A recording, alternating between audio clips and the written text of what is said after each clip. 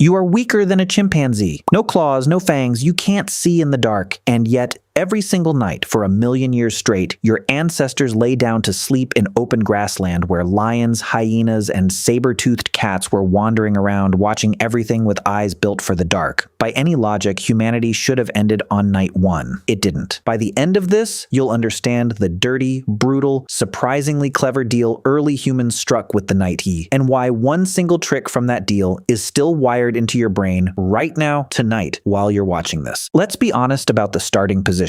Naked, slow, weak, a sense of smell worse than a dog's. Hearing that's nothing special. Night vision close to 0, and around them predators that were essentially perfected killing machines in the dark. A cat's eye alone gathers roughly 6 times more light than a human's. Night wasn't a bit more dangerous. It was a different planet, one where you were food by default, and plenty of early humans really were eaten. Skulls of our ancestors have been found with clean puncture marks matching leopard fangs exactly. Entire branches of early hominins vanish from the fossil record right alongside shifting climates and new predators moving in. Night was a filter, a harsh, unforgiving filter. But the ones who made it through shared a weapon, and it's probably not the one you're picturing. A couple of million years ago, the solution was simple. Get higher than the problem. Ancestors before Homo sapiens slept in trees, weaving nests out of branches, the same way chimps and gorillas still do today. A lion can't climb like that, neither can a hyena. A tree turned you from prey into a spectator. Only problem. Grassland doesn't hand out trees on demand. As our ancestors started walking farther, hunting longer, spreading into open country, trees stopped being a reliable shelter. They needed a plan B, and plan B changed absolutely everything that came after it. Fire isn't really about warmth. Fire is a wall a predator can't cross. Most nocturnal hunters have a near instinctive fear of bright, flickering light and the smell of smoke. Even today, herders across parts of Africa use fires exactly this way. Not for heat, but as a borderline drawn in the dark. Early humans didn't just learn to use fire. They learned never to let it die. And that single requirement, keep the fire burning through the whole night, quietly demanded something humans hadn't really needed before. One person can't stay awake forever, so you need a rotation. And a rotation needs trust. It needs someone who will actually wake you up when your turn is over, instead of just letting you sleep forever. Some anthropologists think the night watch around a fire might have been one of the first truly organized social systems in human history. Not hunting, not foraging, a schedule. Who stays awake while everyone else sleeps? It sounds like a small thing. In reality, it's the seed of discipline, the seed of a deal that says, I cover you, you cover me. And without that deal, there's no army, no factory floor, no hospital night shift working the way it does today. A cave with one narrow entrance is a natural fortress, one hole to watch and listen to, instead of a wide open perimeter in every direction. But good caves already had tenants. Cave bears, cave lions. Archaeologists have found sites where layers of human bones and layers of bear bones alternate again and again. Humans and bears essentially took turns renting the same shelter across centuries. Whoever survived moved in next. Sometimes the handover wasn't peaceful at all. Sometimes the cave had to be taken by force, spears pointed at that one narrow bottleneck, the only spot a small group actually stood a chance of defending. The night runs on one brutal rule. Whoever is louder dies first. Fire hid you from predator eyes, but never from a nose. So camps were pitched with the wind in mind, food scraps were buried or carried far from the sleeping area, and the smallest, loudest members of the group were pushed toward the center, not the edge. Not because children mattered less, because the edge is the first thing a predator checks. How bodies were arranged for sleep wasn't random at all. It was tactics nobody ever wrote down or agreed on out loud, but that every surviving group somehow followed, because the groups that ignored it simply didn't leave descendants around to tell us about it. And here's the real turn in this whole story. Every single trick on its own, the fire, the cave, the watch rotation, the tree is weak. Weaker than a lion's jaw. Weaker than the dark itself. The actual weapon was never any one trick. It was the way all of them stacked together into a system that a group carried, not a system any single person could carry alone. One person with the brightest fire in the world still passes out after 8 hours. A group with fire, a rotation, a defensible cave, and an unspoken deal to wake each other up never fully goes to sleep. There's always one open, awake eye somewhere in that circle. Early humans didn't really invent a weapon against predators at all. They invented a collective organism that never fully sleeps, even while every single cell inside it, every human, is completely unconscious. And that ability to build invisible invisible, iron-strong social structures under the constant threat of death, not fire, not a spear, not a cave, turned out to be the single biggest advantage a physically fragile primate could possibly have. But don't picture this system as flawless. Every missed shift, every fire drowned out by rain,